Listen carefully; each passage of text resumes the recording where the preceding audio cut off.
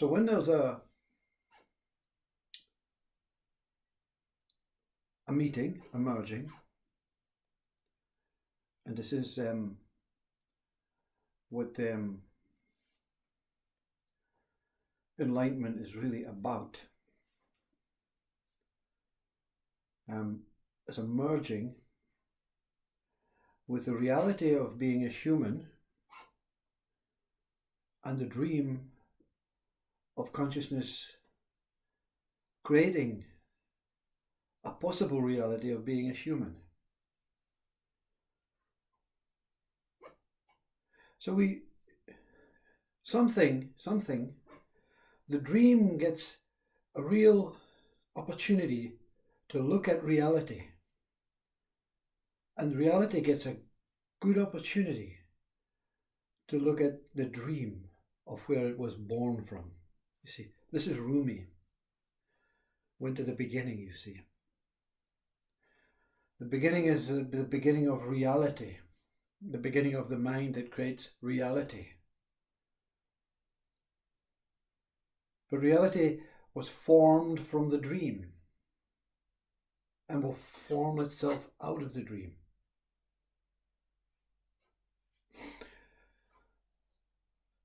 So, what the Bible and all that failed to see or experience what Christ was speaking about, which is 99.5% of the population, even the religious, is not what Christ was saying. It was about what Christ was revealing, was that it's possible. It is truly possible to live in a real life situation, knowing that there is no end to the dream, but it's okay to have a temporary experience of reality.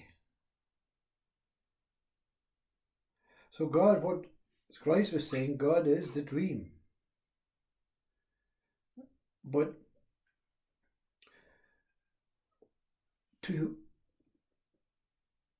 uncover God, to encounter God, and to want to be with the God, the Father,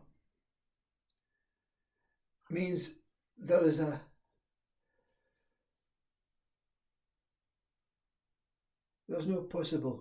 no more possibilities of being real. So we fluctuate from reality.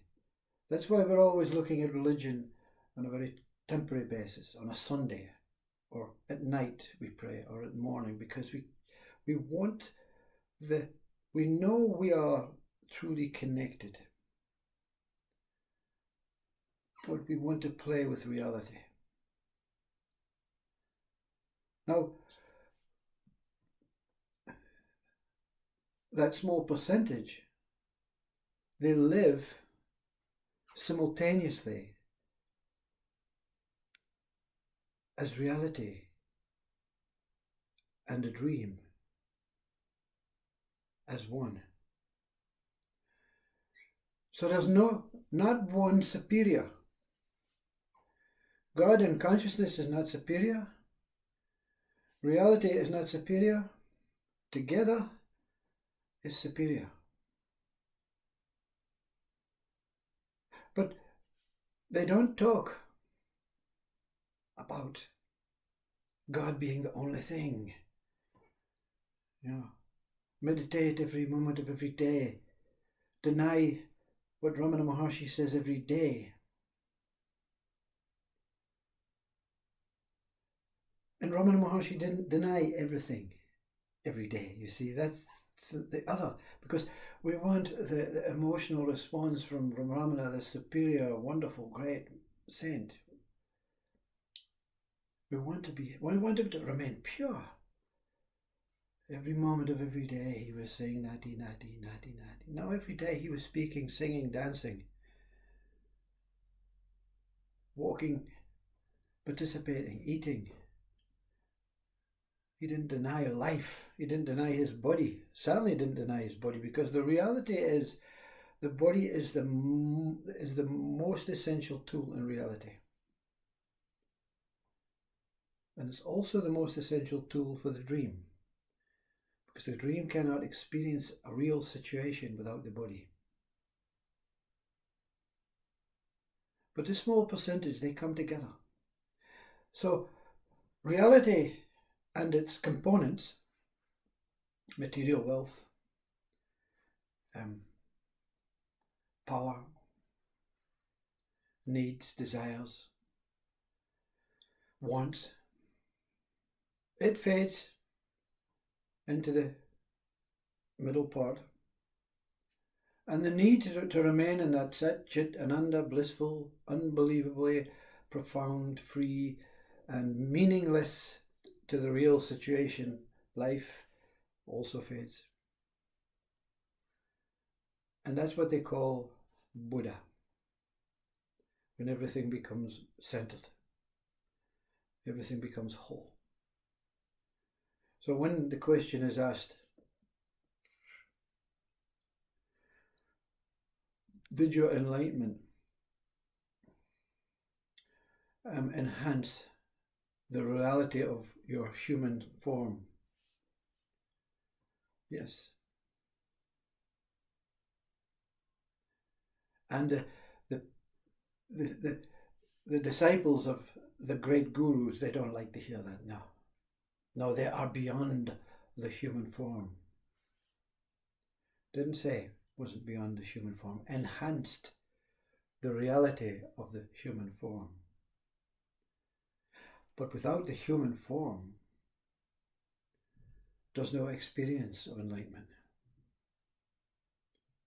So the two go hand in hand. You see, that's why there's two of everything: two eyes, two nostrils, two ears, two arms, two legs, a mouth and an anus, in and out, you see, in, out, in, out.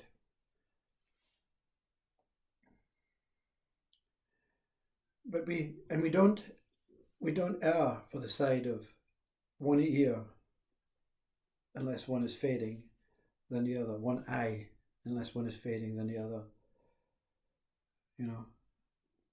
The mouth cannot operate without the anus cannot operate without the mouth being fed.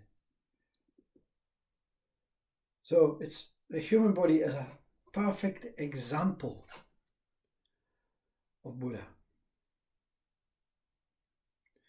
God, the dream, the person made real from the dream, they come together like the birth, like Rumi when the door opened. I was on the inside, I was God, God says I was the person. But in the middle, there's no God and no person, there just truly is that what it is as they merge.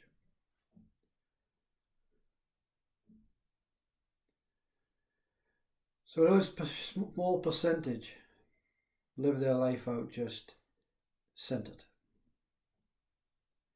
They have no needs to chase reality, and they have no needs to remain or remove reality to return permanently to the dream. They don't see one as much more beneficial than the other. You see, this is oneness, this is wholeness, this is truth.